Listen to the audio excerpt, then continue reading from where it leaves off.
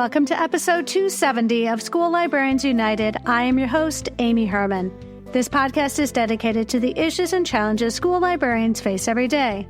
As a school librarian in my 17th year, I knew I wanted a podcast which addressed the nuts and bolts of running a successful library program. I don't claim to have the answers, but I hope that this is a platform to share resources and exchange ideas. Now is a perfect time to mention that all the ideas and opinions expressed in this podcast by myself, my interview guests, and listeners who reach out to the podcast are our own and do not reflect those of our school districts. When incorporating research, I always make sure to cite my sources. So whether you are a novice or a veteran school librarian, this podcast has something for you. I hope you'll consider joining our next book club. Jarred Amato, creator of Project Lit, has a newly released book. Just read it, Unlocking the Magic of Independent Reading in Middle and High School Classrooms. See the link in today's show notes for the instructions and 14 questions from which you can choose to focus your response. You are then invited to send in your voice message no later than May 31st. This upcoming episode will be a compilation of all these comments, reflections, and strategies we can enact in our library programming and spaces today. Check the link in the show notes and be a part of this collaboration. Amanda Jones's upcoming book, That Librarian, will be available starting on August 27th, but you can pre-order your copy now. And if you use the indie bookseller Cavalier House Books in Amanda's hometown of Denham Springs, Louisiana, you'll get a signed copy. I've included a link in today's show notes. When you look at the cover of Amanda's book, you might recognize the Freedom Fighter shirt she's wearing. She reached out to the designer, Christy, who then designed a line of That Librarian apparel, as well as That Librarian flair, such as a bag, sticker, and mug. I love that we can all be that librarian who advocates for our students' access to books in our libraries every day. You will find a link to this online store in our show notes. Please note that 15% of the proceeds goes to the Texas Library Association, as that is the home state of the designer. Summer in the States is fast approaching, and if your district allows you to have some say in how you earn professional development credits over the summer, consider using this podcast. In every episode, you'll find a link to an Editable PD Certificate. What administrator would turn down free, customizable, and convenient PD hours? I've talked with school librarians who are permitted to choose the episodes which address the specific goals and areas for their own programs. Some districts use Google Forms or another similar form of record keeping, so ask your administrator. You just might be pleasantly surprised. I'd like to also give a shout out to listeners Sarah in California, Dennis in Tennessee, Amanda and Wendy in Texas. I welcome you and all listeners to reach out with your feedback and episode suggestions. You can reach me either on Facebook, on X, formerly known as Twitter. My handle is @LMS_United. On Threads, you can find me at School Librarians United, and on Blue Sky at SLU Podcast, or the email address schoollibrariansunited@gmail.com. If you include your mailing address, I'll be sure to send you a podcast sticker. I wanted to take this opportunity to give a very special thanks to Literati. I very much appreciate their sponsorship of this show this past year. I've come to know and admire their team members and enjoyed connecting with the school librarians who've had a terrific experience hosting Literati Book Fairs in their schools. Librarians who book their very first Literati Book Fair and mention the code UNITED when booking may qualify to receive a $500 gift card to Titlewave. Visit the link in today's show notes and call the Literati team to see if you qualify. And now a word from our sponsor, Capstone. Capstone is an innovative publisher and education technology provider of children's content for school libraries, classrooms, and at-home learning. Home of the award-winning PebbleGo research database, Capstone has a passion for creating inspired learning and intellectual curiosity in children, and I'm so excited to be working with them. I'm also grateful to Capstone for their continued commitment to support the podcast in Season 6. They are offering listeners of School Librarians United a very special discount. Visit shop.capstonepub.com and use the code UNITED to get $20 off an order of $100 or more for both print and Capstone interactive ebooks. That's code UNITED for $20 off an order of $100 or more for both print and ebooks on shop.capstonepub.com. And now for today's episode, What to Do When You Are New, and my conversation with Sarah Sansbury.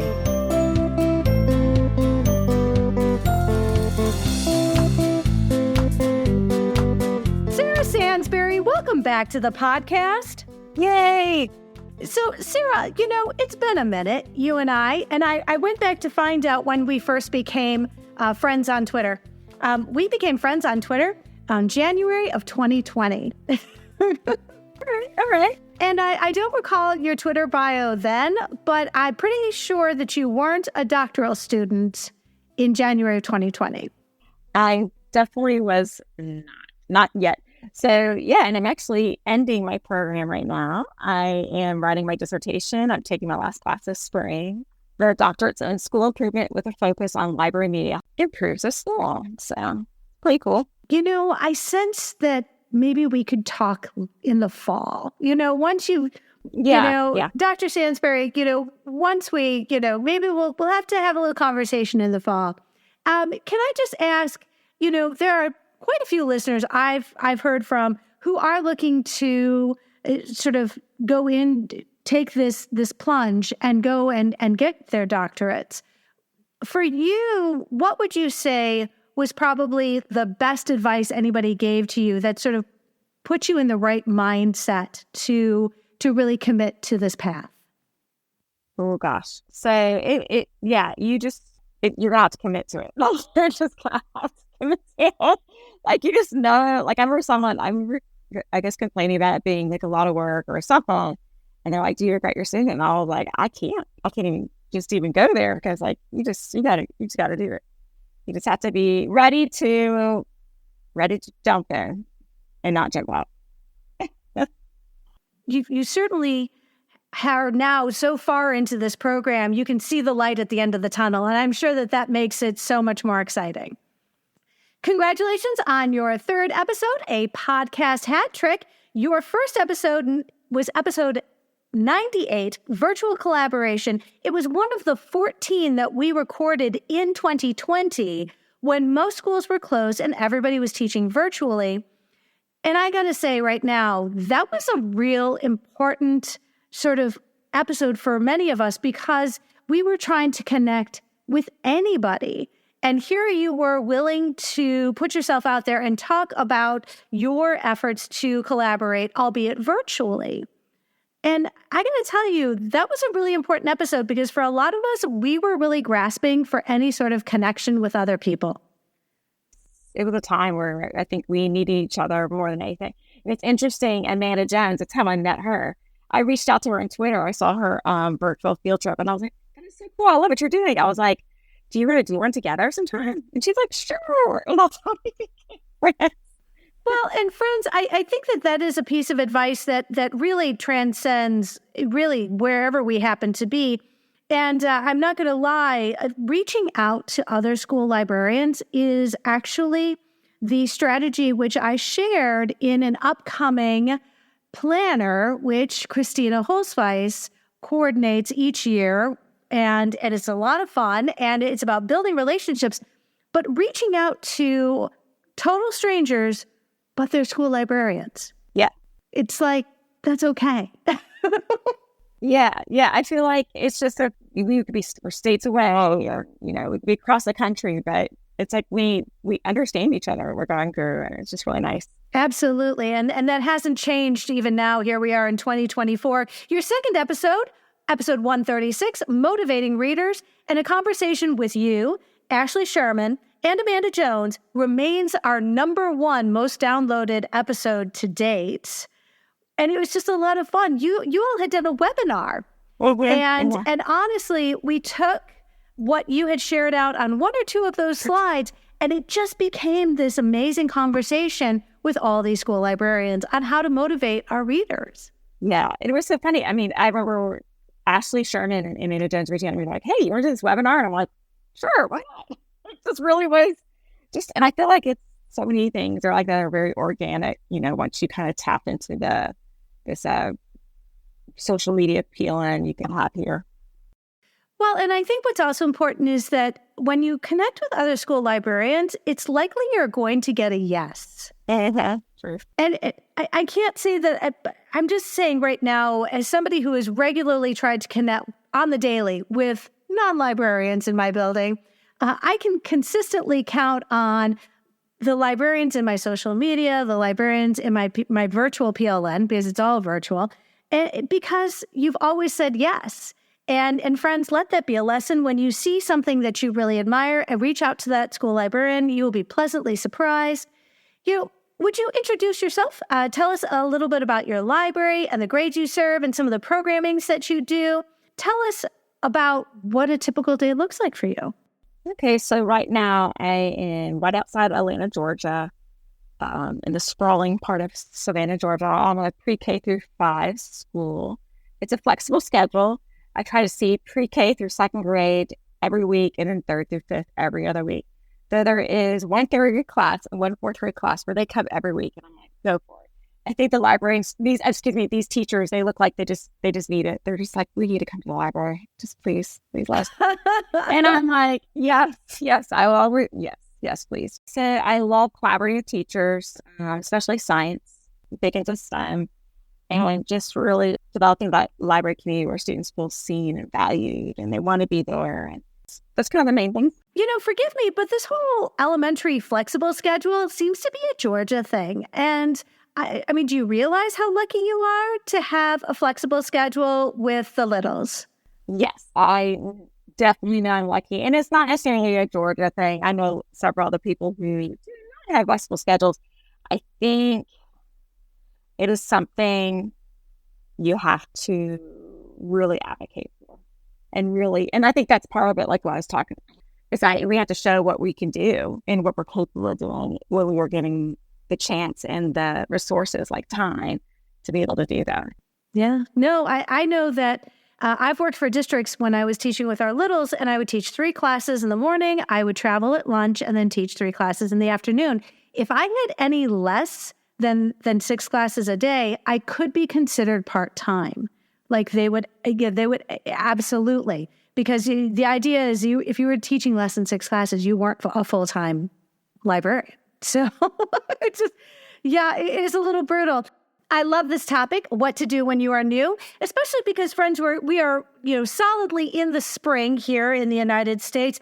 And for many of our listeners, there is a very good possibility at some point between the spring and the fall, your employment may change, whether you have chosen that path or it has been made for you.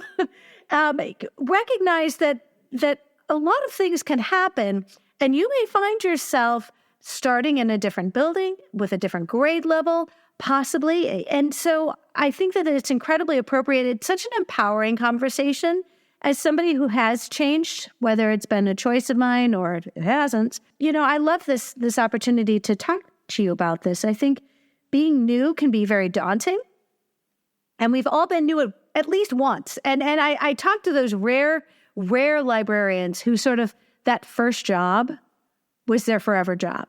And I'll call her out, Amanda Jones. I believe she went to the middle school that she teaches in.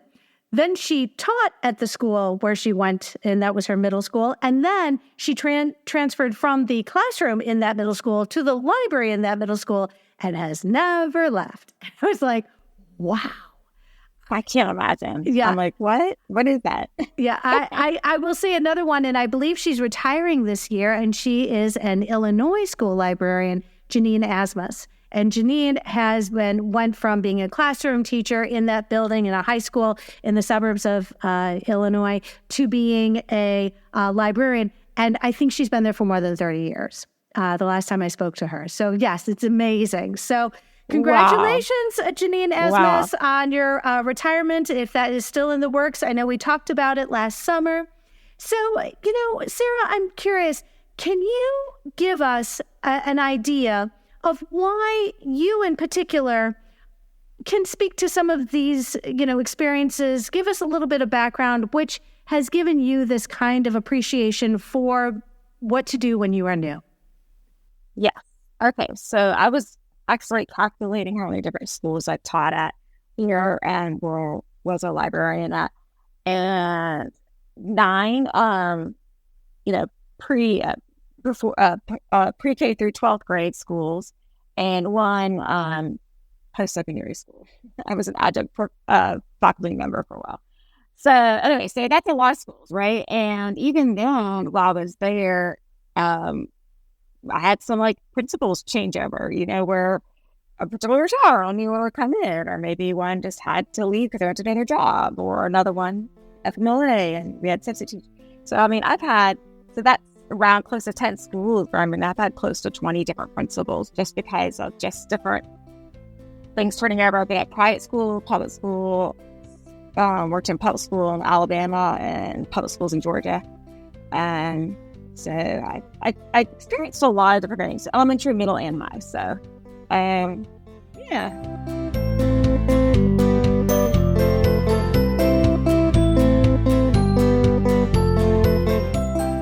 I think, and this is something that only comes with years and years and years of experience, is that you have perspective.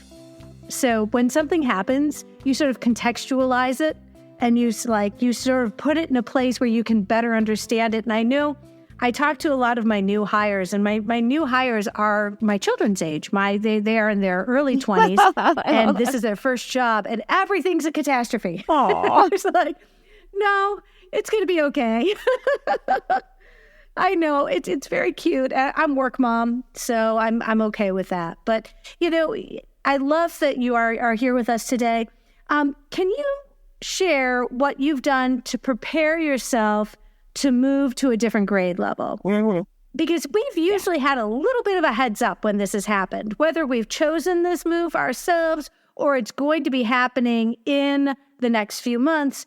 We've usually had a little bit of a leeway. Myself, I've taught in elementary libraries. I'm now a high school librarian. I leapfrogged over the middle school. But tell us, what have you done that has really helped you make this transition a smooth one?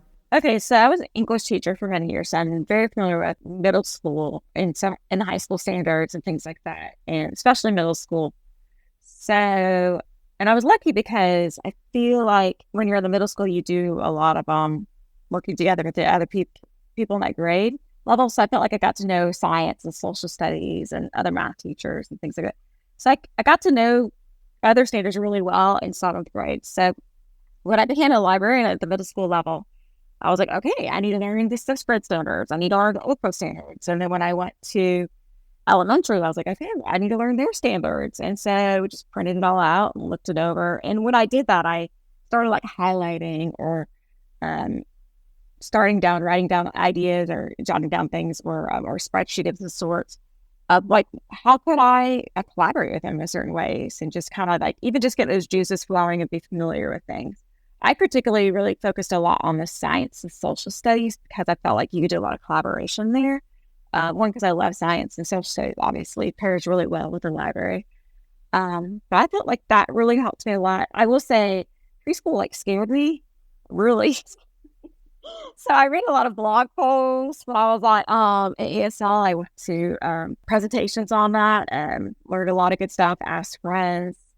I observed how the other teachers were doing things, like how do you do classroom management and things like that. Learned what not to do or what to do. Yeah, all the things. Well, and I got to tell you, because I know that this has oftentimes happened over the summer. You're in a position, you're going to be finishing it, another position opens, you realize, and you sort of you have at least the summer in my head, in my personal experience, you've had the summer to sort of wrap your head around what this is going to look like. And, a couple things that come to mind, I always, back in the day when in the olden days, I would go and get a binder. Mm-hmm. Yeah. I would go and I would get a binder, and everything that really sort of stuck with me, I'd start putting in this binder, and I felt a little more capable. Now it's all digital. And so when I made that transition, I remember I started opening up Google, folders and throwing things in there digitally. I know that I'm a Google Keep person, so I started doing a lot of things, just squirreling away those resources that were sort of aspirational. Like, I haven't taught this grade yet, but when I do, I now have these materials. Yeah. You sort of, I think we're such planners. Yes. And we love our resources. So finding your favorite way. I know we've got our Wakelet people. And I know there are Padlet people. I'm a Google Keep person, and I do like a good binder every once in a while. I think it's also worth mentioning that you also direct your attention when it comes to social media to the folks who teach, and I have people I admire tremendously who teach the grades that I now teach, and I say, you're a mentor to me. I'm going to watch everything you do, and I'm going to try and learn from the things that you share. But I think we do that too when it comes to social media. We tend to direct our attention to people who are like, ooh, wait, that's something I could do. And, we're so generous. School librarians oftentimes are just sort of putting those resources out there. It's one of the reasons, it's honestly, friends, it's how I pick a lot of the people who agree to be on this show is they are also willing to share what they do with everybody. So absolutely. I love that you mentioned preschool. And friends, really, other than like parenthood or becoming an aunt or an uncle, your opportunities to work with those pre-Ks, those littles, I do want to say, friends, and I'll put a link in the show notes, I did interview 2 school librarians who are preschool. That's all they teach is preschool library. I had found unicorns. I was like, oh my gosh, there are these 2 amazing Texas school librarians. The only thing they teach is preschool. Preschool librarian, I'll put a link in the episode because that was like, oh, where were you when I was teaching preschool and just completely floundering? And one more thing that you said was about like shadowing or observing, because that is wonderful. I would every once, because I would have a prep or I was moving between schools during lunch. And every once in a while, I'd just poke my head into my teachers' rooms just to I was like going to look around and see what they had put in their rooms to limit some of the transitions that they did with their students or helped organize their students and their movements and their workflow. And I had some really helpful administrators who said, would you like to shadow somebody? Pick them and we'll get you coverage so you can go do that. Yes. And if they don't suggest that, you should suggest that for them. This would be a great idea. Yeah, you just learn so much. And actually, I did go and listen to these podcast episodes. I was like, I have no idea what I'm doing. So I'm going to go listen to these things. And now it's so funny because I've had the preschool teacher tell me, you're so good with that, Sarah. And I thought, you had no idea.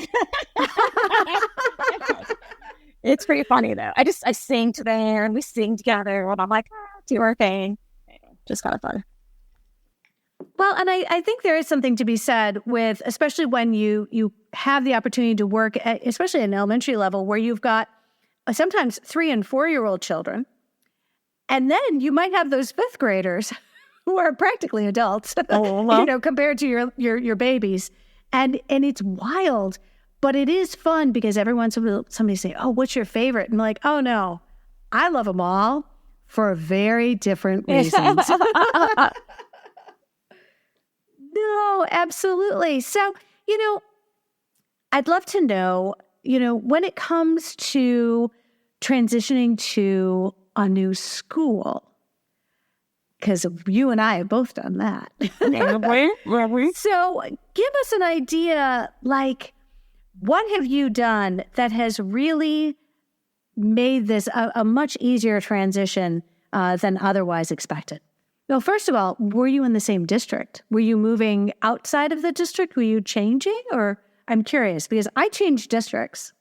I've worked in, besides private school, I've worked in an Alabama district and I've worked in 3 different districts in Georgia. So, and then just recently, I'm in DeKalb County, which is a district in Atlanta. And before, I've been here for several years. Before that, I was in Fulton County. And so I was a librarian in Fulton County and also switched to a different district, which is really interesting when you go to a different district because, everything's so different the way people do things. Well, let's talk about that for a minute because I think it, I remember because this was 3 years ago and I left one district and I went to another district. I went from elementary, I went to high school. And I remember telling some colleagues from the district I was leaving, I said, well, actually, I'm leaving the district. I'm going to go. And they looked at me like that was even a thing. Like, you're not supposed to leave the district. Like, you can change buildings. You want to change buildings? You have at it. But if you leave the district, you risk things like seniority. You might find yourself on a different pay scale. So, it's a far less popular an option for some people because it does mean you have to have some hard conversations. You are leaving a place for the unknown. Mm-hmm, mm-hmm. And I was lucky. I lived in DeKalb County. My kids were going to DeKalb County School. So I knew some. So it wasn't as scary. But I mean, these obviously hadn't worked for that county. That's different. I would say, I know this sounds really cheesy and Pollyanna-ish, but really, all these transitions, I really think that right frame of mind you need to be in, and the idea of this could be a blank slate where, you could start, starting over again is not always bad. You can invent yourself, you could try new things, there's some really good things there's good things out of it. And I think if you focus on that more so, all the unknown is a scary thing, but the unknown being you kind of can forge your own path. Well, to make those kinds of decisions, especially when it's your decision to make and it's not one being made for you. I shared years ago my first library. I was elementary, and one day I was told I was part of the new vision. And this new vision did not involve an elementary librarian in the library. And I learned why there was a box of Kleenex in the room. When I walked in, I was the only one who was not privy to what was happening before I entered the room. And I'll tell you, when you find out your program is being dissolved, it really does give you pause. And it honestly, I sort of think about this now, and it's very clear what happened, but I was given the option to move to another building and be the librarian there, but I was going to be a middle school librarian, and I wasn't ready to give up what I loved so much about being an elementary librarian, but a position opened up in another district. And I said, I'm going to go teach in another district because you have changed my job, and I am upset. And I remember being called, and my principal's like, are you okay? Are you okay? And I'm like, I'm fine. My job no longer exists. So I'm leaving.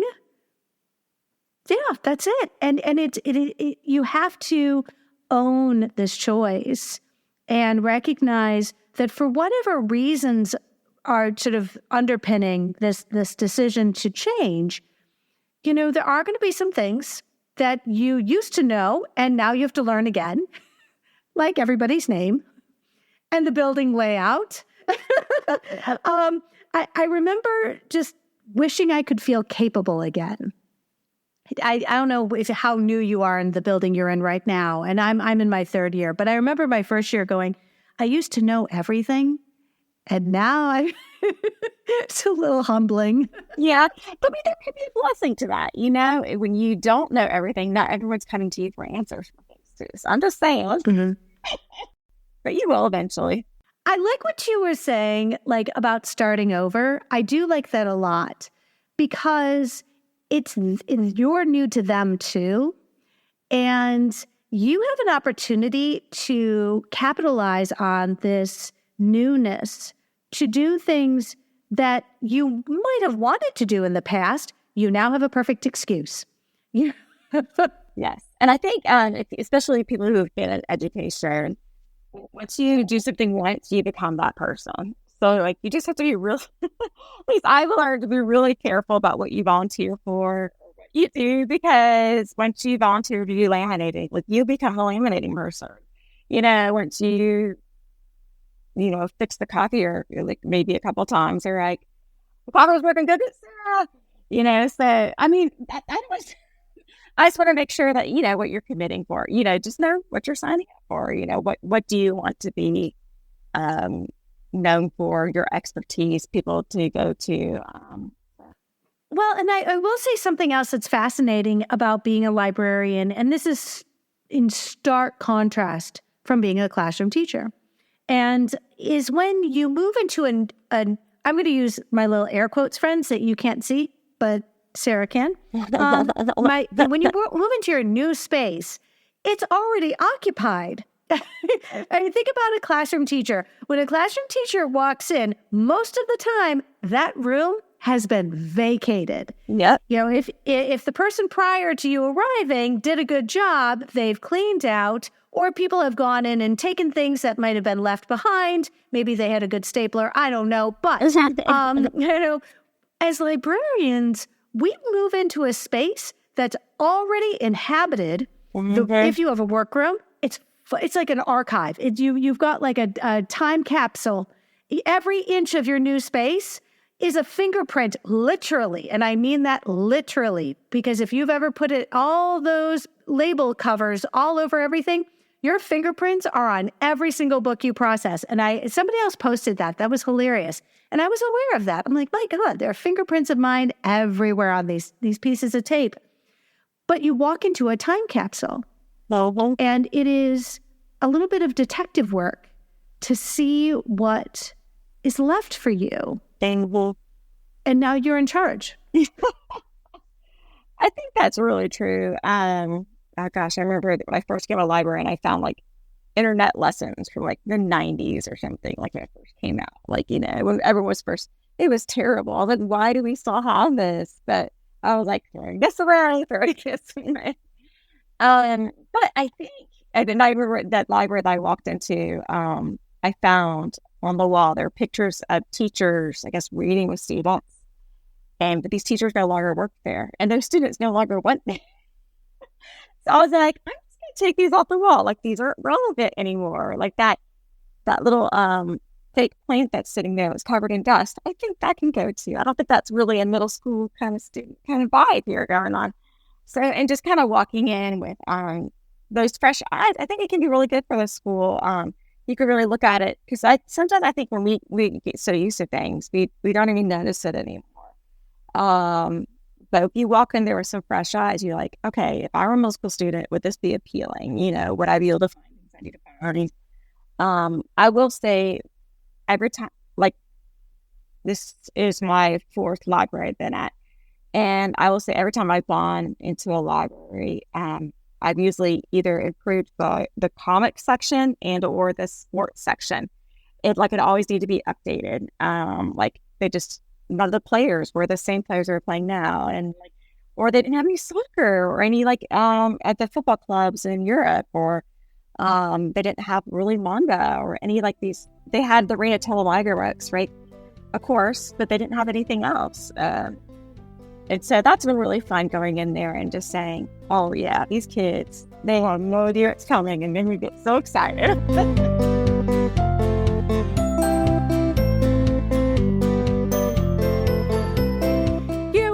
When I moved into my current library, it hadn't been used the year prior, because the year prior had been the pandemic.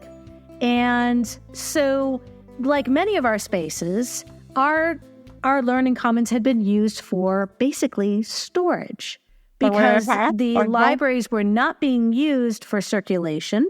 And therefore, because many of the classrooms had to spread out the students and remove what was considered unnecessary furniture. So we'd move our students as far apart as possible, but that meant that furniture had to go somewhere. It all came to my learning commons. So when I moved into my new learning commons, I remember asking my predecessor, I said, hey, do you have a floor plan where all this furniture goes? And they said, actually, no, I don't, because some of that furniture hadn't arrived yet, and this space was used for storage. And I'm like, okay, I am not an interior decorator, and I didn't buy any of the things that I was moving around, but I have to imagine not having been there in the previous years gave me the permission to do whatever I wanted with whatever I had, and I wasn't beholden to my predecessor, is what I'm saying. Oh yeah, definitely. I think, because I think you can go in there and say, hey, I don't think this section of books works right here. We could do it right here. Like, I feel like you just have that fresh mindset. I think, it's okay to do things different. And versus like, maybe if you were changing things since you've always been there, maybe you would think, like it's more of a statement of like, what I have been doing hasn't been working and it's wrong, versus, I don't know. I think it's okay to be able to change things up when you are new. And well, and there's always that phrase, ask for forgiveness, not permission. I do not know what you're talking about. I would never do that. Oh, ever. Yeah, I honestly, I think that there are some people for whom that is a very a successful approach to doing things. They simply go until somebody says, we're going to stop you there. So, Sarah, given that you are clearly a researcher, you're getting your doctorate, you enjoy doing all those deep dives, how has your love of research really sort of supported this need to learn about a new space when you transition into a new space? Okay, so, before you even step into your place, you probably, if you were interviewing for this position, you should have all this already, where you research about the school and the district and the school's mission statement and vision statement, the school's improvement plan and the district's strategic goals, just finding out like what is this ethos or this community like? Is it a STEM school? Is it what I'm at right now is STEM and it's dual language immersion. So I focus a lot on that dual language aspect as well as STEM. But if you can go snoop and looking at sometimes they have a principals page where they have newsletters that they've written to the community, or you can go to the social media and just finding out just about the school, how does it communicate to its community? Is it not communicating to its community? Is that something that's a need that needs to happen? And that sort of thing. And I think it really just helps you come in there and you have a better idea of, who your client is, who are your patrons and what are their needs. I completely agree. I love this idea of stalking your new school. But friends, if you're ever going to be a guest on this show, just know in advance, I'm going to do whatever I can to find something. And it's sometimes just as harmless as your X profile, your Twitter profile. But, when you're learning about your new building, the building initiatives are huge because those are oftentimes guiding not just the focus of the school, but the focus of the money. And so I know I worked in a district where we did Leader in Me. And Leader in Me consumed a great deal of the focus and attention of the school and the money of the school and the training of the school. And I think, that's one of those things that you would have probably learned about when you were in the interview process. I will say, for one, I am in an IB school. And so I had a whole summer to educate myself. And obviously there was additional training and things that were going to come down. But I definitely was far more intentional that summer about educating myself when I could about what does it mean to be a librarian working in this type of building? And how can I better support the building initiatives that obviously are going to consume a great deal of the building's initiatives and resources. So let's talk about having this right frame of mind. And I know it's important because I transitioned from basically having my job eliminated to sort of realizing I got to start over again. What kind of experience was that like for you? I think, and I don't know, I might be kind of weird because I like, maybe that's why I've done lots of different places. Different things have happened. I've moved, or my husband's job has changed, or I stay home with kids. But I really do enjoy doing new things and trying new things. So I think that obviously helps a lot. I like the idea of, I don't want to be bored. I want something fresh. I want to try something new, or you're on these social media, or you're looking at all these things, you're learning all these different things that other people are doing. You're like, oh, that looks like that would be a really cool program to do. You have like this stockpile list of ideas, and you think, oh, I finally can do that because I want to be with this grade level now. Or so I think part of that is just looking at that, just saying like, okay, I wasn't able to do that, but I can do this now. Like my first school, I was out as a librarian. We had a Korean translator, and most of the school were Asian, the demographics. But then my next place I went to, I guess my third library, the majority of the population was identified as Latino. So, and then where I'm at now, all the signs in the school are in English, Spanish, and French. And it's just fascinating. I just think it's really interesting because like there's being able to work with so many different kids and to learn so much and to be able to, I guess, being able to give so much to all these different types of kids and communities. I think it's kind of neat to be able to serve different populations. I love that. You know, what I'm hearing, first of all, is because I completely agree. If I get bored, we're in trouble. You know, and I will say, and I apologize to anybody who's you know, at the elementary level, but I did elementary for 14 years, 2 different districts, 7 years each. And I gotta say, you know, something's gotta change because like at some point, let's remember, most librarians I talk to, their degree/certificate is K-12. You have the potential as a K-12 educator to work with students ranging from, you know, 4.5 to 18 plus. And my goodness, you know, what a wonderful thing that you can then explore those and realize all the wonderful things that come with each of those different age groups. And I've talked to people who love certain grades and love certain ages, and that's wonderful. I also like the idea of, you know, trying something new. I completely agree. You know, and I love that when we have these K-12, you know, certificates and / degrees, it really does invite that opportunity.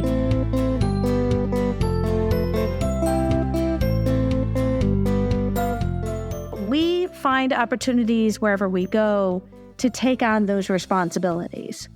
And that can be a new challenge for you, that we are lifelong learners.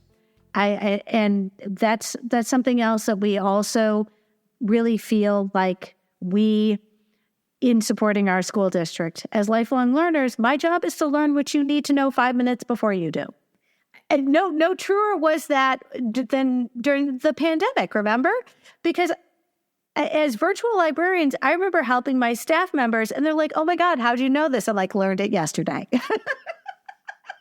Learned it yesterday on your behalf. That's what we're doing with AI right now. I feel like with AI, I feel like I've talked to quite a few librarians for whom learning about AI is something that we have taken on, sometimes even without anybody asking. Because I'm just sort of in that ready mode. I'm just ready for when you need me to start sounding like I know what I'm talking about. I mean, it is, and I do think like that. You know, we look and see like streaming and all these other things that have totally disrupt the way we do things. Like AI is going to do that. Like I think, you know, and I don't think there needs to be something like, again, something new doesn't necessarily need to be scary. Is there going to be bad things about it? Yes. Is there going to be good things about it? Yes. But I think it just depends on how you harness it. Yeah. You know? Well, and there's also something to be said for not letting go of the things that you do well. And when you move, you bring with you the things that have always helped you connect with others. You don't completely abandon your former self. You simply incorporate it into your persona because we simply grow with the space that we've moved into, sort of like a, you know, snail. We move into that new shell. We figure our way out, and that's, you know, that's our new home. And it really, it's not hard. And I hope anybody who's tuning in, should you happen to have the opportunity to move to a different building, a different district, perhaps circumstances, life throws you a curveball. I, for one, have come to always see value in the new things that I've tried. You always trade. There's going to be something you trade. Yes. I'll share with you a trade I'm making right now. I, for 7 years, worked about a minute and a half from my house. Wow. About a minute and a half from my house. I now spend, if traffic's good, 37 minutes each way. So that's a lot of audio books and podcasts there. Right. Thank you. Yes. Thank goodness for all of this, audiobooks and podcasts. But again, there's a trade. And I did that willingly because of things that made that choice really appealing. One building. I went from teaching in 9 buildings in 7 years, 4 at a time. 4 at a time. Yes. I'd have 4 principals each year. Wow. Wow. I know. Wow. Well, and can we just, we haven't even talked about that because you have, in your adventures, encountered a lot of different leadership styles. Do you want to talk about how that transition has gone for you? Because you have obviously worked with different forms of leadership, different, leadership personalities. What do you feel works best for you? I think it's good to take your summers before you go to school because, you don't want to get burnt out. I know some people go there every day and do different things. I guess we all have different personalities there. I do think it's good to take a break because otherwise you need to have rest. But all that to say, I do think it's really good to meet with your principal one-on-one before your school year starts because they're going to get busy. You're going to get busy. And you could just ask him, what are the needs of a school? What subgroups are really struggling? Find out what their vision is. Because you do have all that stuff that's on paper, mission, vision statement, strategic goals. But you also have, the principals have maybe an unsaid kind of a goal or vision that they might have. Or they might say, right now, I think a particular subset that my principal was saying that could use extra help was our girls who speak Spanish as their first language. And so just really keeping that in mind, and me when I'm developing my collection or when I'm doing my reader's advisory and things like that, I really keep that in the back of my head. So I think that was really helpful for me to be able to doing something small as that. Just it's a very small part of your time, but to make a really big impact and investment. And I know this may sound strange to say, it's not so much even what you talk about, but the fact that you've had that face-to-face and you've said to that principal what they need and what the school needs matters, and how the library programming is here to support the school, to support the students. So I think that sitting down really kicks off that relationship. So when you do need to ask for money or say, hey, I really would like to not have morning duty so that I can have kids here and checking out books, or whatever you need to say, or saying, hey, I really think that school scheduling would be better than me having a fixed schedule. And this is why. I think I could be able to better support the school's goals because of this. So you can find out what language they speak, what even to that certain keywords. And I think the other thing is finding out, I know everyone talks about their currency for your leaders. What's important to them is, our optics really important. Social media, being able to make sure that the community knows that good things are happening. So, and if that's the case, then you will make sure that you will be making sure that the community knows how good things are going, and things like that. So finding out what they need and how they work, I think you can learn a lot from that first meeting. Well, and I love this idea of going in before school. Last year I had a new principal, and it was probably only the first week of August, which for us, we're not back in school, but my new principal had started. I reached out to them. I said, hey, would it be possible for me to come in?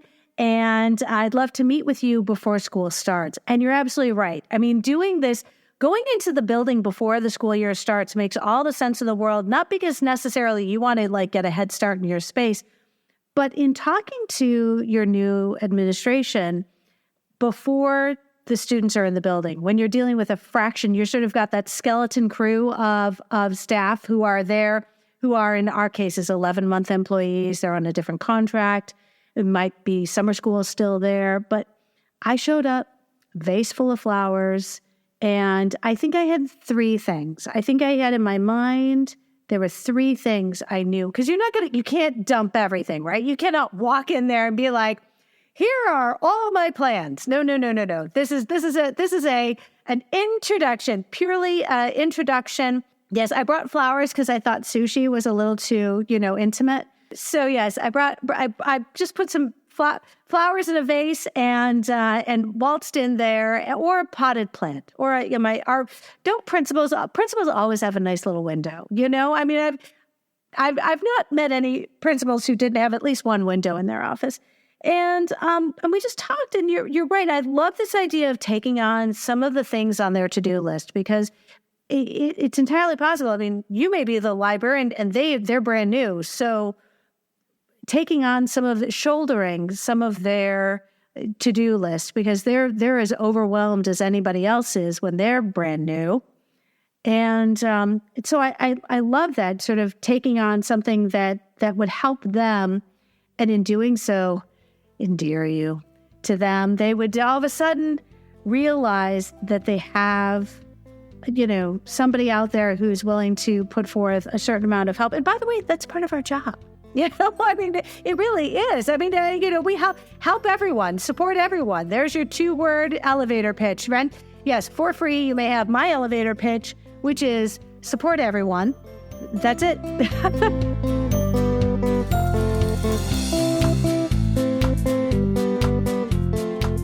Yeah, and that's why I was saying earlier, like, be really careful what you commit to or you sign up for. Yes, we want to say yes and help people and things like that. But if you say yes to this one thing, you're saying no to something else. So you really have to keep in mind what your priorities are. In the sense of, like, if you were there, and let's say I was at one school where STEM is a big deal. They're trying to become nationally STEM certified. And so integrating STEM was super important. And so I made sure that I was able to have the time and the resources to do that. And you can't say yes to everything, and another place, really, literacy is really important. And so just finding out what is the school's needs helps you, guide you, and so that you're not just saying yes to everything. Because there's so many things to say yes to. There's so many wonderful things to do, but you can't do it all. So. Can I just ask, being new relatively recently, I had a lovely cohort of a hiring class. And friends, right now, we're especially in many parts of the United States, we're going through a teacher shortage. When you get hired, it's rare you're the only new hire. It's likely you come in with a hiring cohort. And for me, in the building where I was, I remember going through orientation. And I remember feeling very brand new, and I didn't care. And I just sat down. I was like, hi, my name's Amy. I'm a librarian. Oh, and you're meeting these lovely people who are half my age.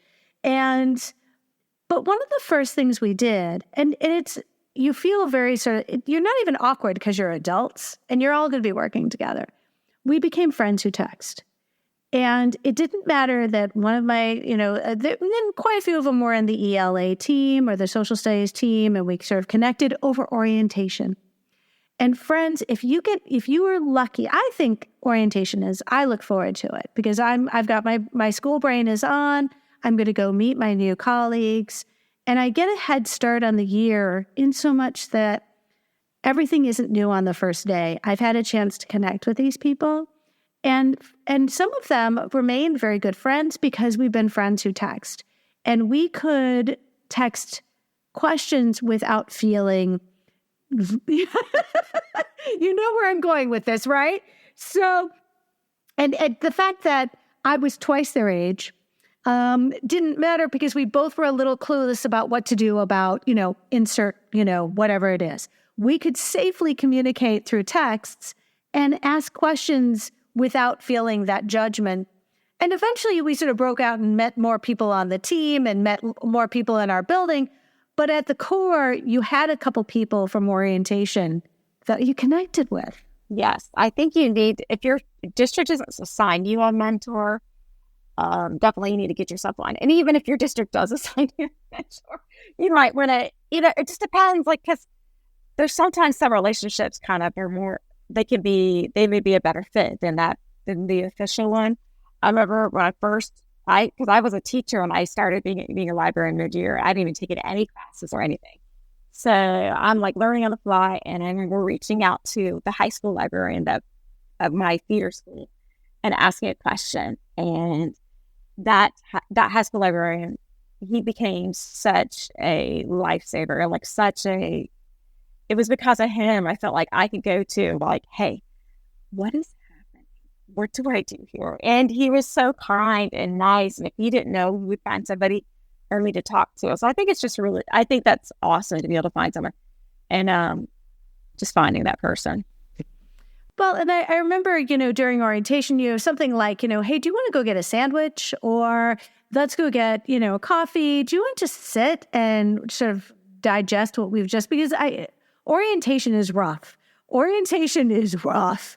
You've got a lot of things being thrown at you. You're trying to figure it all out. It's always going to be just a little overwhelming. But just having that time to sit back and say, hey, were you as confused as I was when they were talking about this? Because I sure was confused. And, so I do like this idea. Let's talk about some things before I let you go. We're heading into the final month of school. And some of us a little bit faster than others. For those of us who are looking to make those transitions, let's talk a little bit about, some of the things that you feel have really helped, starting that next school year on a strong start. What would you recommend to listeners who know that they're going to be going to a new school in the fall? So I think that do your research, like find out about your school, meet with your principal. I've really enjoyed making a menu for the teachers, kind of telling them more about what I can do for them and having like some kind of treat attached to it. I think we've seen these online, and I've given you my template that you can add to the notes. But, and again, it's not just about what the menu says. Like, did I have tons of teachers come and say, I want this on the menu? No, but it was a way to introduce yourself and to show that you want to collaborate. And if they hadn't had a librarian like you before who did collaborate and do more things than just check out books or, the stereotypical librarian, if they were able to go, there's more. So I think that's really good, having that menu and making that first connection. I really like having creating like a journal plan for each month, like ideas for programming, displays, things like that. And then obviously you need to be flexible because things could change, or you might find something that would work better for your community, or once you find out more about priorities or your budget or whatever else that might be affecting that.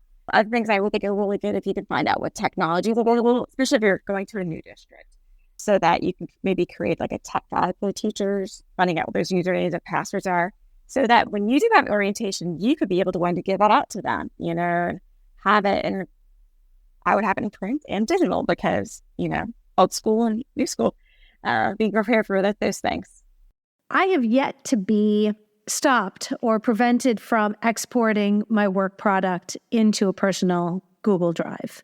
We all have been, just in much the same way that our students and their work product moves from school to school, I have been able to export my work product. And I'll be completely honest, especially when I was changing grade levels, I never looked back. Like, I had the work I had done from my previous job. I've never found a need to pull it up, because when I started at a new school, it was a new start. And even though I could pull upon those skills that I had coming in from my last position, the work product was going to reflect a new school, a new start, a whole new, it was a fresh start. It was wonderful. So I love this idea that you can, use your summer to do some of those things, to really sort of get yourself in the right mindset to start a new school in a new building. Wow. Sarah Sansbury, I'm always appreciative, especially as we get towards the end of the school year. We're recording during the middle of the week. We've both been to work. It's been a long day. I'm so grateful. Sarah, you're recording in the middle of the week. You and I have had a long day, and yet we're still here enjoying each other's company. I will be honest, highlight of my day. I was so excited to connect with Sarah. Sarah, would you let listeners know how they can find you on social media? You and I have been social media friends, and I love seeing what you do every single day. So I am Super Sansbury on X/Twitter. And I'm also on Instagram. I will say I've been doing more on Twitter than Instagram. A lot of it, to be honest. I've been kind of stepping back from social media just because I was spending way too much time on it. Rabbit holes. But, well, I'll be honest. But anyway, but I do think that I do go there and I focus on our virtual PLN. I think that it's really helpful. That's how I got to know you. I got to know Mandy Jones. Sarah Sansbury, I wish you a wonderful spring and end of the school year. And I look forward to our paths crossing in the future. Yay! Thank you.